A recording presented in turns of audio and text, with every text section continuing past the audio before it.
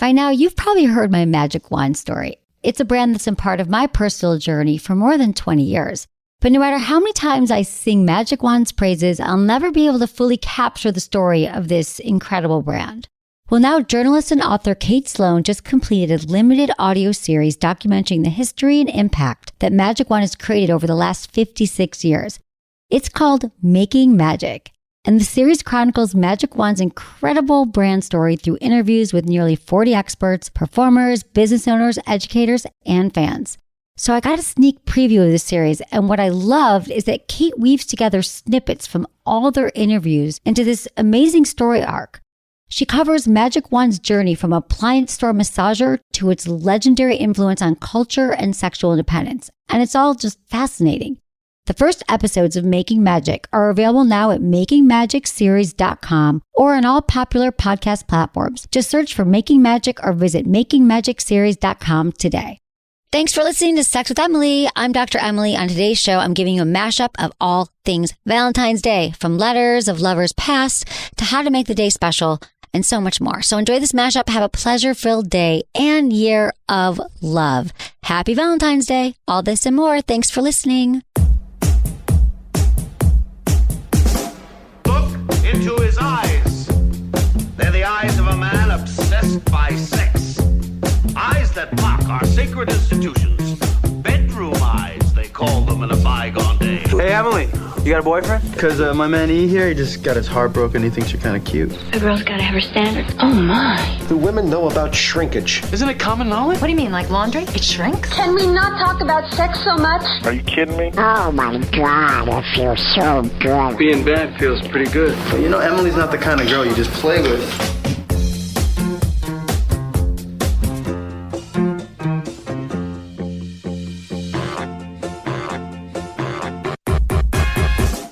You're listening to Sex with Emily. We're talking about sex, relationships, and everything in between. For more information, check out sexwithemily.com and all social media. It is Sex with Emily, and you're going to love our website. My intention for the show, as we do intentions, is for you to have a happy Valentine's Day, whether it's self-loving yourself, self-loving all over yourself, or with a partner. Enjoy it. I love you all. Happy Valentine's Day. So we've got some Valentine's Day stats for you to get you in the mood. Very interesting study that we found.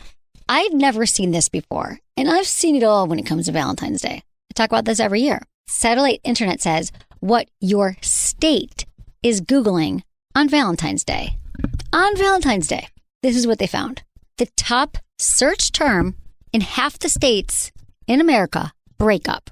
So then I think, if you're all searching breakup, do we need to talk? Now, are you doing breakup because you're like, it's really making you realize, like, I don't want to go out to dinner and spend all this money and pretend I love him, kiss you, no, I hate this person. In fact, I don't feel love. I feel anti-love for them, and I want to break up. What's going on there? That's the most common. It literally has a map. Can we put this in like the show notes? Yes. Has the map of the United States, and it's like breakup.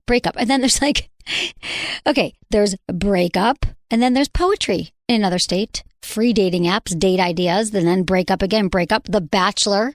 Interesting. So some people are getting it on romantically, and they're like, I want to be an amazing Valentine. I'm going to do something really romantic. And everyone else like, I want to dump this relationship. So this is what I think is amazing on Valentine's Day. So expected total spending as a whole is $27.4 billion. That's a lot of fucking money. Average total spending individually, $196. Individually, that's what people are going to spend. So now everyone's going to be like, how much should you spend on me to this Valentine's Day? And if it's anything less, yeah. I don't think you have to spend money to make it great. I don't either. Only 20% of singles are excited for Valentine's Day. It's okay. 43% of singles consider Valentine's Day to be the most pressure-filled holiday. 1 in 5 wishing the holiday was canceled altogether. Oh, this is my favorite part. Sexy gifts. This is true. I couldn't believe this. I thought, Jamie, when you gave this to me, I thought, you made this up. These are the sexy gifts people. But I didn't. Sexy gifts people are wanting this year. This is according to Adult Friend Finder. They would know. I feel they have the pulse on what sexy things people want. The number one thing is bondage toys. Yes. Which is fun. You could get like a beginner bondage kit if you don't know where to start. Those are awesome. Get them in any sex toy store. They want a remote controlled vibrator. Now, this is something that we've been talking about for years. But the fact that people see it now, probably because they're watching porn or they see it, I don't know if you're Probably. a cam. Or something We love that- the Moxie. That's one of our favorite toys. Do you think it's because people are like, it's like one step below like actually having sex in public? It's still like it's a more like there's less likelihood that you're going to get caught, but it's still a sexy secret. Because it's a sexy, exactly. It's the exact kind of thing that I believe that people are craving on Valentine's Day, or really every other day of the year. You're looking for something different, spontaneous, and you haven't done it before. That's when you get the adrenaline going. And the more we do kind of daring things with our partner or try something different, the more connected we feel. So what better way to do it than to wear a vibrator out for dinner on Valentine's Day, or at home, or to work that day, depending on where you work. I always thought because of this job, I could give the remote to my boyfriend. But like, I don't know. I just feel like, how distracted am I going to be? I feel like I could put on I wouldn't tell you guys, and I would just try to put on a really brave face. I think I could do it. Guess what, Emily? All day today, I was wearing the Moxie in my pants. Poker face. Poker orgasm. But you could do that. I wonder if he would be able to get you to orgasm. No, you have my permission to do that one day. Okay, people want a couples massage. You're like, I'm not going to save it for home. It's not as fun now. It's like cheating. Like, you it's like gotta having tell an affair. me no. I just said yes. So you're like, not as fun anymore. You got to tell me no. Because there's something. Okay, no. Don't ever wear a vibrator to work. All right, now I'm going to do it. The other things people want are couples massage. These are the sexy gifts. I think that's one you could do that at home. You could just do that like without even having to leave your house. You could hire someone to come to your house and do it as well. Water-based lube. I'm such a fan of what everybody wants. 5 massage oil candles. They are amazing. We love massage oil candle. It's really beautiful. You light the candle, then you blow it out. You can't do this with every candle. It has to be a massage oil candle. You blow it out and like you pour it on your partner. It's like this warm, luxurious massage oil. People want gold handcuffs, number 6. Ooh, Not to be confused with the golden shower. Yes. I like gold handcuffs.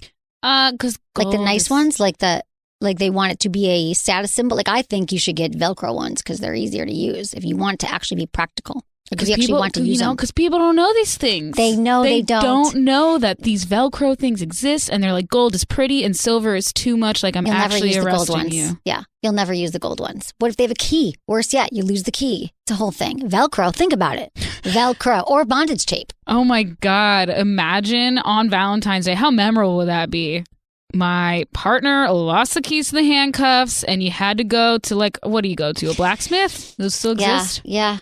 Is that what they're called? Blacksmiths that come over and unlock your door? I don't know. Like, What's it called? I'm picturing like a locksmith. A blacksmith. I'm like Hephaestus from ancient Greece. Speaking of ancient Greece, I'm glad you brought that up. It's actually the Romans. Do you want to hear the history of Valentine's Day? Oh, I do. Well, but of course I want to hear. Okay, the name Valentine's Day came from Emperor Claudius, which I thought it was Emperor Clitoris. I was trying to remember. Was it clitoris? Was it Emperor Coronavirus? But it's coronavirus. But it was actually the Emperor Claudius. So he decided that he thought all young men all the soldiers should go to war, and he didn't want them getting married. So he tried to put a ban on marriage. And he said, there's going to be no marriage allowed. I need men to fight for our country. But then there was a priest, and his name was Valentine. And priest Valentine said, nuh-uh, I'm going to do some underground marriages. I believe in love. I believe in romance. I believe in commitment. And so he started performing wedding ceremonies.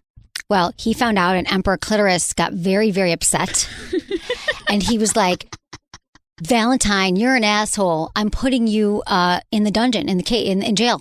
So Valentine's in jail. And what happens? Emperor Clitoris's daughter came to visit, and he fell in love with her. Princess Labia. Yes. Princess Labia came.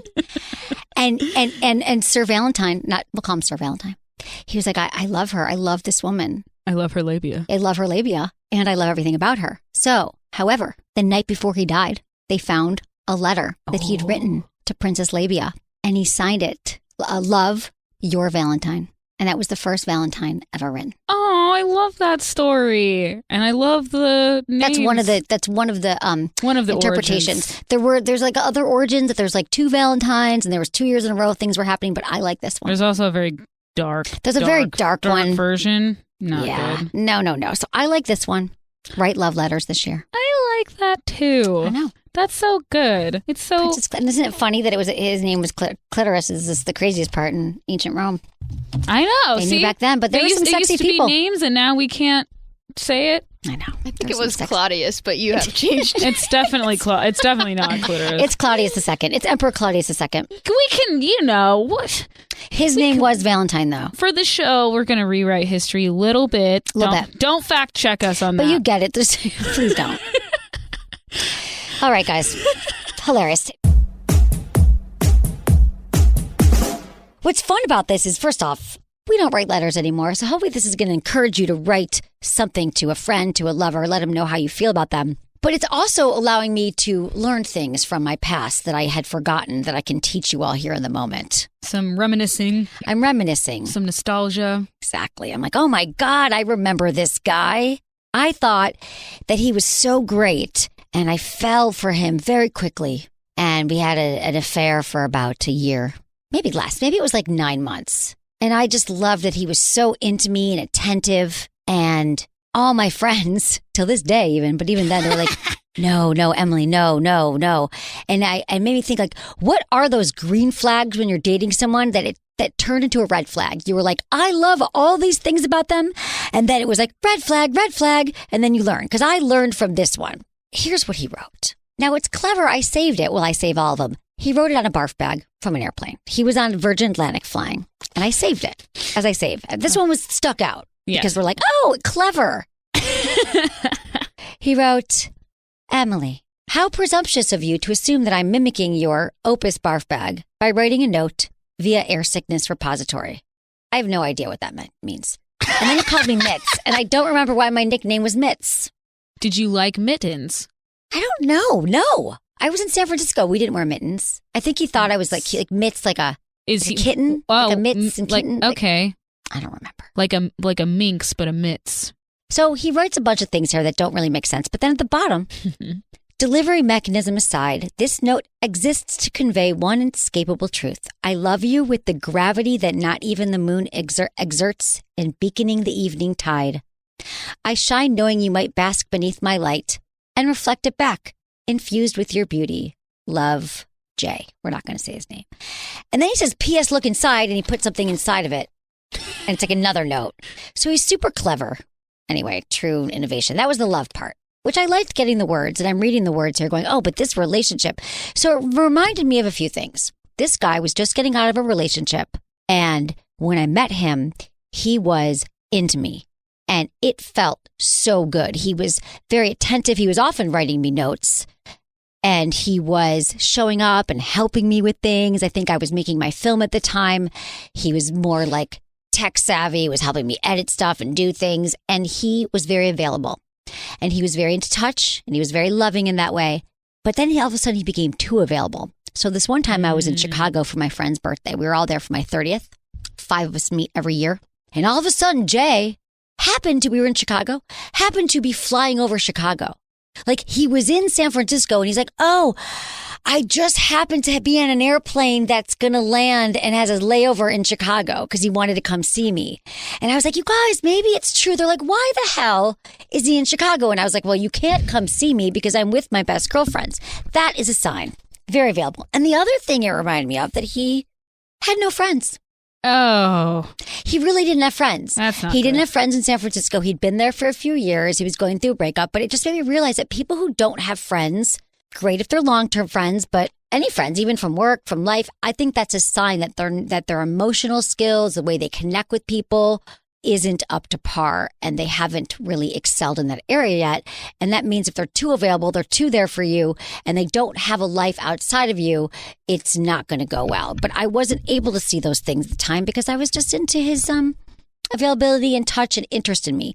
So have you ever been with someone and there was a green flag that actually turned out to be a red flag? So when you said though that he was like happened to be flying over Chicago, I was like, what do you mean? What did he do? Just like let parachute out right over the town? I think he was like going back to home in New York and then he was like, oh, but now we have to be in Chicago. And I was like, do you not understand me that I have these precious girlfriends I've had at the time for 10 years and we meet once a year and there are no men. Like we do not. I mean, now there's men involved sometimes, and mostly we have our meet up with the girls.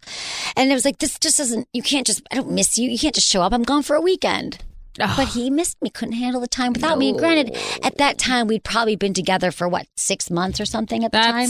He followed you across the country. That's across weird. the country. And then my friends were like, how about that guy you dated? So they never forgot that he was probably a guy that I dated that was the most bizarre. A green flag that I thought that turned out to be a huge red flag was in one of my first relationships. I had noticed, I was like, you know what? I'm always hitting him up. He's never initiating the conversation. And so I had asked him, I was like, you know, I feel like I'm always hitting you up and like I would really like it if you texted me. Made a plan. Yeah.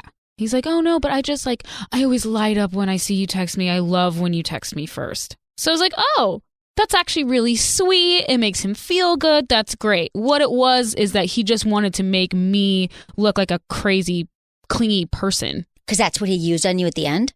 Well, no, because then there would be times where like I knew we had a mutual friend who would be like, yeah, like sometimes you'll text him and he'll like throw his phone across the room. I'm like, oh, she's texting me again. So I'm like, wow, what a dick. What a dick. What a fucking dick. Mm-hmm. I have one too. Okay, Kristen. There was a guy that came over and it was like one of the first times that I laid next to a guy in bed, watched a movie, and he didn't like try to kiss me or do anything or make a move. And I thought, wow, that's really respectable and nice. But then he never, ever tried to make a move or kiss me. And was he into women? I think he was into women, but I just feel like we weren't into each other. Like there wasn't chemistry there. And I took that as, oh, wow, he's being nice and respectful. But really, I think it was like You weren't attracted to each other. Yeah, that's a good one. Because what we do at the beginning, that's such a great example because we want to see green. We want to see all the good things. We're like, well, this just means you're into me or you're very available or you're being respectful. And those are tough to see. You kind of need more evidence, you know, after a few dates. I'm trying to think of what else. People who are well, I also think people show you who they are, believe them, and the issues you have on the first date you have forever. And so pretty much if someone's like late or they let you, yeah. But that wouldn't be, I'm trying to think of like the other green flags I've had are like really fun, life with a party, always a good time, always for going out, alcoholic. Oh my God. Oh, that's a Told good one. Great stories about himself. Was like really interesting. All these great stories. Narcissist. What are you doing? Like, as first, just self-care or whatever you're doing. Because I feel like I am going to obviously see my boyfriend. I don't know what we're doing. Probably not going to make it super special, but just we're going to hang out. But I also like every year to do something for myself on Valentine's Day. Should do something. The office. I don't know, like last year massage? Last year I got myself a massage and it was wonderful. I think it's like those things that you think you're only saving for special occasions or things that really, for me, it is massage. That's a great one. Manicure, pedicure, getting a facial, buying yourself something that you've had your eye on. Ooh, yeah, I think it's like a nice purse or like a nice pair of shoes. Yeah, like something that you're like, I've been looking at these, I want them, I deserve it. We all deserve it. Like treat yourself. I think I got myself. Have you ever had nothing bundt cakes? Yes, didn't we? We got in the office like years ago.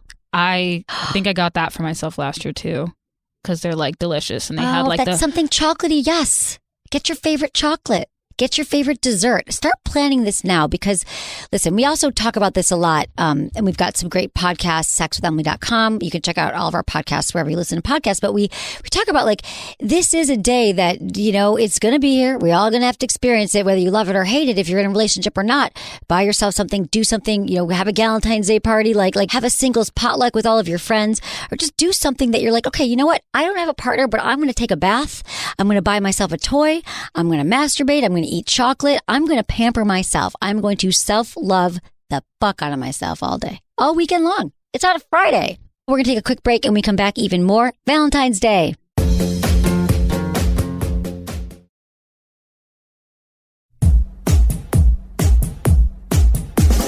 I'm glad Steve is here because listen, whether you love or hate it, I think it's on our mind. In a relationship or not, especially if you're in one, you're like, what do I do? Either I care about it, I don't care about it. How do I know the right gift to get? So we're giving you tips. And then tonight, I want to know, since Steve's here as well, like, what do you think? Do you care if you get a gift for Valentine's Day? Like, what are you doing for Valentine's Day? Because I think that matters. I mean, for me and my wife and I we're more into like an experience than like an actual like firm gift, just speaking from her standpoint before I talk from mine. So we got a hotel suite and we'll go out to like a really nice dinner and we'll spend the night in the city that night, just her and I. And like we thought like, oh, we would focus all this money. But I can't help myself but got her a present even though we agreed no presents. That's amazing. That's really sweet. Well, but that's the thing is that... But she expects that from you, probably. I think she secretly does. I think she does expect that I'm going to give her a gift. But like I was talking about it in the office with someone, and by the way, girls should not have to give guys presents on Valentine's Day. I've never expected one ever in my life. I think that some guys think it'd probably be nice to be thought of. Some guys like romance. Well, but romance is like lingerie and some heels. I think a guy, and maybe you're doing that on a Tuesday, far be it from me to know what your sex life is. Actually, I do know what your sex life is. I mean, do you listen to the show? Yeah, never mind. Show, we know what your sex life is. I do know what your sex life is. But. I like the idea of an experience. So I have this thing this Valentine's Day, I have these letters, Steve. Oh.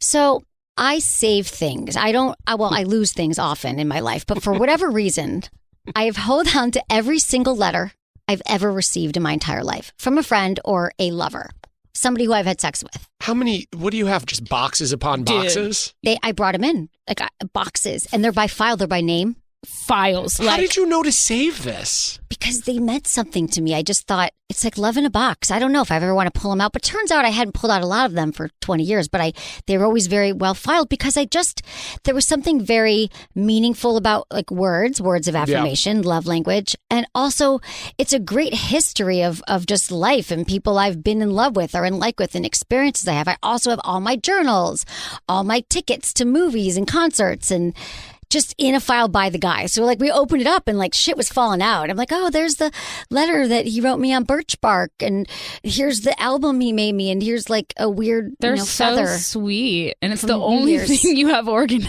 It's the most organized thing in my life. That's what I picture like FBI filing cabinets. Like Emily could do a profile on these guys that she dated over her whole life. 100%. Like it's so organized. Yeah. But I would never, I would picture you being like, I'm going to do this. And then two guys in, you'd be like, you know what, I'm bored of it.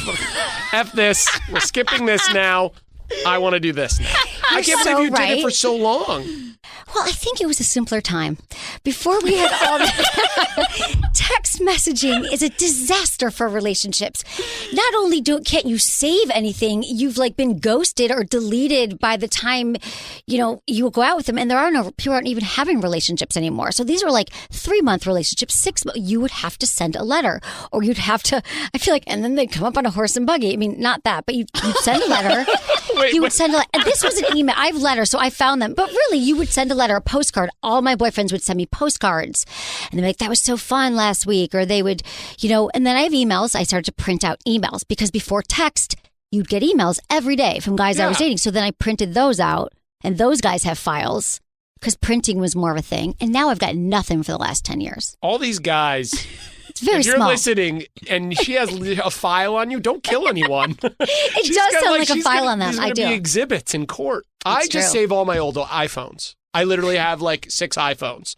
And I could be like, oh, that's when I was with Paula and that's when I was with blah, blah, blah. So all the texts are in there? Yeah. I can just literally boot them back up and see any pictures that were sent my way from an ex, if I ever want to reminisce. So you never want to trade in your phone for the new phone? I have the new phone. I just have the old phones. I don't trade them. I just wait till I run them into the ground. I guess this is interesting. Well, I guess I don't know, Steve. I don't know how I had the discipline. I'm proud of you. Which I no longer have in these ways. Yes. But it's in there somewhere. Yes, I'd love to hear one of these poets. Is one. So look at this piece of paper. By the way, I was like, what is this scrap of paper she keeps waving and everything? That's what we put the rundown every night. So I brought in so many. I had to take them out of the file. What'd you say? I was like, is this what she's doing every night? Just waving a scrap of paper at you, all of you? Well, you should see the papers in my life. But this one, there were so many. So Steve, you can imagine this. I got a little overwhelmed because there was a lot. And I was like, at first I thought this would be fun. We're all going to excavate my entire love life. We're going to go through it. And then I had I'm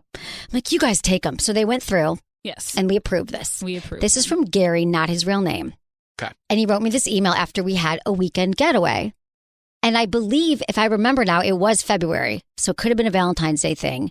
And this was like probably 20 years ago, 15. That's what I was going to say. How many years ago? 20 years ago, 15 years ago. And it was an experience. And this is what he said. And then, okay. this was after. Oh my God. Remember our dinner at Spago in February? It was February. Hours before, we had an intense conversation in which I explained that I found my true self and meaning. And then he wrote, realities and distractions. I asked you to cancel my tarot card reading because I didn't believe in that superstitious fate type stuff anymore. And then he wrote in parens, the end of the 8 ball. Because this dude had an 8 ball. And I was like, he would literally would ask the 8 ball things would he, all the time. Carry it around? Yeah. Or he would carry it, but let me ask 8 ball. I'm like, that's just, like, at first it's cute or sweet. And then he, like, lived by the 8 ball. Well, that's, you would dump him now. If you were on a date today and someone took out an 8 ball, you would get him committed. If someone sent me a fax today, too, and I had some faxes, that would be weird, but I do have some faxes. Oh, my God. Okay, he said, okay. No, you're right. People don't, okay. He said, we were staying at the beautiful Argyle, home of the famous head-banging orgasm, which I don't remember having orgasms with him, but I must have had a head-banging orgasm at the Argyle, which is now the Sunset Tower. Very beautiful hotel. That was fun. We couldn't stop touching each other at dinner that night. Let's go back to LA soon. Could that really be a place we could maybe live? Now, I went, ugh, because I remember the problem in our relationship was that he wanted to live together and get married, and that was the problem. And you were like, what? Yeah. I was like, I don't want to live with you. I'm still on the fence about whether being a Gemini makes me interesting or neurotic. All the same, love you. Did you love it as much as I did? Check yes. I'm here to tell you, baby, no one does it like we do. Something. No, baby, nobody does it. Gary. Well. Okay. So, now I'm remembering so many things about this, but so that was, first of all, it's nice to read back to. It's nice that he wrote me words, and he would always, like, after we'd had these weekends together, I did love what he sent me and the words and the stuff like that. But the annoying thing about this guy was that he was very controlling, and I remember he really wanted us to move in together way before I was comfortable. And he was controlling in the sense of, I remember that one time he came home to Michigan with me. And this was the guy that my mom was like, pulls me in the bathroom. She's like, I don't like him. He's very controlling. He's controlling, meaning like he packed up my suitcase for me. And I liked that because I have packing anxiety. But he was also a little controlling. Like he wanted me to wear navy because... Just navy? I don't know. He liked navy. He was more conservative than I was. What colors were you wearing I that was were like not wearing conservative? black. That's not conservative? Like, how is that That's not? a nun. That's literally like a step below Navy in the spectrum. It was his cultural thing. It was like navy and pearls. But that was him. But I liked, yeah. So what do you do? Now I'm bringing up, we should read these more in depth, all of these, because I'm remembering patterns in my life. He was a great guy, though. Not controlling, like angry, just random OCD, weird which things. I appreciate in people like Kristen. It feels like such a weird thing to slip into an email, though. Do you think this could be the place? Like, that's such a, like, not okay thing. Like, he should have just been like, we had great sex and we went away. Talk soon. Yeah, See you he kept soon. planting the seed. Well, now I'm reading it. It's a bit much. But what would you do? You like email back? Like, no, we can't live together there. I think I avoided all of that together. And then when he bought a house, he's like, so I picture our house. You guys, okay, listen, listeners. I was all like you. I was avoidant. Yeah. I didn't want to commit. I didn't want to talk. I didn't want to have any serious conversations. And when he said, this is a house that I bought for us, I hung up. I gotta go. He bought a house? He bought a house. And he's like, I would want you to move into this house with me. And I was like, gotta go. I was like late 20s. But that's like, you don't buy a house and be like, live. Yeah. This is what I'm saying. He was planting the seeds the whole time. Is there any way to reel somebody back in? Like, is there any way to be like, hey, you're so ready for me to do this, but if you can just like move back your expectations a little bit and we can just go back to dating, I think that's where we need to be. Like, or is it was so far gone you can never be with him? This is like doing therapy with my younger self. If I had known then what I would have known now, I wouldn't have handled it so immaturely. I wouldn't have been like avoidant. I would have been like, this is, you know what, right now, but this was a different time. I would have said, I'm actually not looking for a relationship and I'm actually trying to, figure out what I want right now. I like hanging out with you, but it seems like you're moving this really fast and I'd like to slow it down. And I remember him pushing the relationship. And I also love being loved and I love being adored. And he sent me like flowers every week and he was very attentive and gave me a lot of the stuff that I do like. So it felt great and I'd be all swept up in it. But back then, and now I believe we can do this. But back then to say, I want to date other people or I want to explore or slow down, it was like, if you're with someone for a year, you are going to move forward and get married. And, so that's what I would tell my younger self. God. It's just such a hard thing to put in email. Well, also, but if you're not, like, because I can imagine someone potentially texting that. So before texting was popular, I could see them saying, like... What else would you do, though? If you had a job and you couldn't talk on the phone, you would, like, email. I have a lot of... Listen, I didn't print out the emails from the last 10 years. I have more, but that's what you had to do. Or before, this was 15 years ago, before texting was everything. Texting is ruined. It's just like too immediate and like it's too much too fast of being able to communicate directly with someone. I think there's something romantic about your email and letter correspondences. We are talking about Valentine's Day, which kind of wraps into a lot. There's a lot that it brings up. Are you going to get the right gift? Are you going to, do you need to get a gift? If your partner says, I don't want you to do anything, you don't need to do anything. What do you do if you've just been dating someone for like a week or a month? Oh, my God. Do you need to get them a gift? The stress. It's stressful. It really is stressful. Did you ever come upon that? I mean, I think you guys are talking about it throughout the week, but I wonder if you've ever come upon it too soon. You don't have to go into too much detail. But I'm here tonight and I want to know, damn it. I feel... You just acknowledge it and you're like, this is my blanket statement for everyone in a relationship, a new relationship, a friends with benefits, a marriage. Just address it ahead of time. Like say, hey, and this year it's great. It's on a Friday. You're probably going to see your loved one anyway, and just say it's Friday's the 14th is Valentine's Day. Is there anything you had in mind? Anything you like to do? How do you feel about Valentine's Day? I was thinking, if you're the planner in the relationship, I was thinking we could, I don't know, I wouldn't even say go to dinner. Okay, so my idea is, I think we should do something that night. And they say, great, what'd you have in mind? And my idea is to make it a sexy night. Because I think you go out and you pay too much at a restaurant. You don't want to really be around people. Yeah. Maybe you do for a little bit, but have like a hotel room after. Like, Steve, that's my perfect Valentine's Day. That sounds great. You could do that in any stage of the relationship. Yeah. A hotel room is hot. Literally Viagra for any relationship.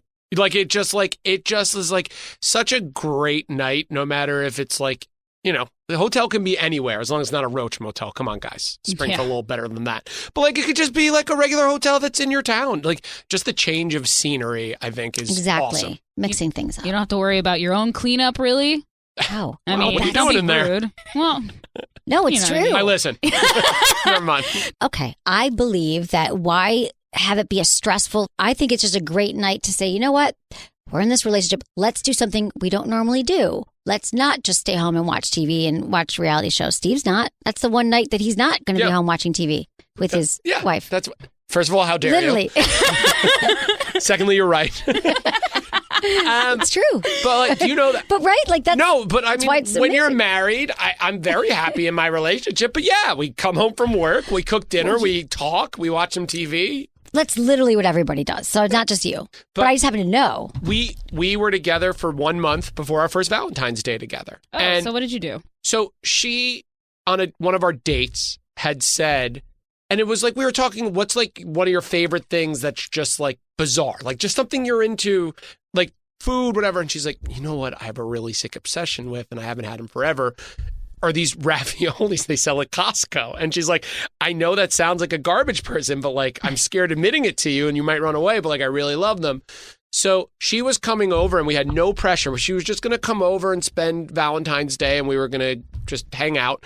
And I went and got us a Costco membership. Like I went and got a Costco membership and she's like, where are we going? I was like, we're going to go pick up the raviolis and we're going to come back and we're going to drink. We're going to make the raviolis and we'll watch a movie. And that's all we did. And it was great. That sounds fun. See, you remembered something that she had said. And I was nervous, though, because I was like, is this fucking creepy? Well, I didn't tell her I went out and got a Costco. I was like, yeah, I always had it. I got it like a day before.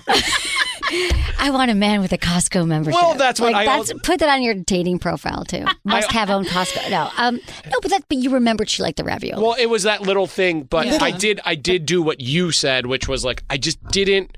I was nervous, like you were like, do I say something? Do I not say something? I just said, hey, like, let's just hang out that day. That was it. It was just that easy. Hang out on that day. That's what you can say. But I'm going to wait for him to say something. He's usually pretty on point. He's like very... Okay. But would you be upset if he doesn't say anything? No, because I know we're going to hang out anyways that day. I just don't know if it's going to be Valentine's-esque. But I just feel like he's very sweet. He's very nice. Okay. So I think he might... I don't expect like a card or anything. Not that I need a card, but... Emily, has anyone ever done it like over the top Valentine's Day for you where you were just like, nah, I'm not into this. Like, this is too much or too soon? Besides this guy that tried to buy you a house? Now I wish I took the house, though, because real estate in San Francisco, I mean, come on. Kristen would be like, fuck yes, a house. Yeah, Kristen. This guy's still single? That letter, I was supposed to read it. Do you like your family? You got a house? No, I was like reading it again, and all these things came up. Yo, I think he's divorced, Kristen. Let's Still call has the him. house. He might even have another house. I've had guys go over the top, but never. Typically, it's just like on a first few dates. They do too much. They do the things. But on Valentine's Day, if I'm spending Valentine's Day with you, you've already been vetted, and it's probably not going to be that annoying and over the top. Yeah. But I've had people do like nothing, and that didn't feel great either. So I think it has to be somewhere. Yeah, I mean, I think, again, just acknowledging that it's a day that we all can't avoid and it's there, and flip it on its head. Why don't you reframe Valentine's Day and say, you know what? I get it's a Hallmark holiday and it's commercialized, but what if you just think about it as a day to deepen your relationship, deepen your partnership, your connection, do something different that night. If you like this show, let us know. Leave us 5 stars wherever you listen, whatever app you listen on, iTunes. We so appreciate it. Leave a comment if you want more. If you want to send us a question or get in touch, it's feedback@sexwithemily.com. Love you all. Thank you to my awesome team, Ken, Kristen, Elisa, Brian, producer Jamie, and Michael. Was it good for you? Email me feedback@sexwithemily.com.